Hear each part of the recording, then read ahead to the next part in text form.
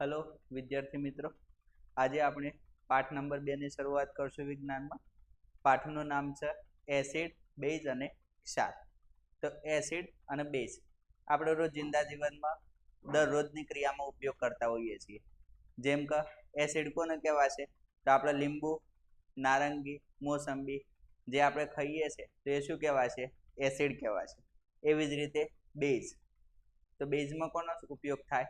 તો આપણે અત્યારે ચોમાસાની સિઝન ચાલુ છે તો આપણે ગરમા ગરમ ભજીયા ખાઈએ, સમોસા ખાઈએ તો એમાં જે સોડા નાખવાનો આવે છે, ખાવાનો સોડા, તે શું હોય છે? એક પ્રકારનો બેઝ છે.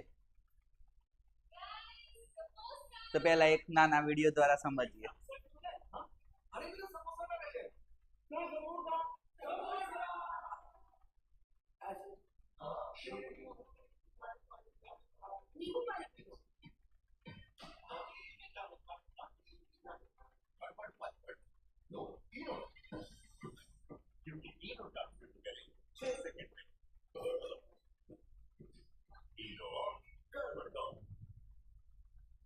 તો આપણે જ્યારે ગડબડ થાય પેટમાં, સમોસા વધારે પડતા ખાઈ લઈએ અને ગડબડ થાય તો આપણે શું લઈએ છીએ?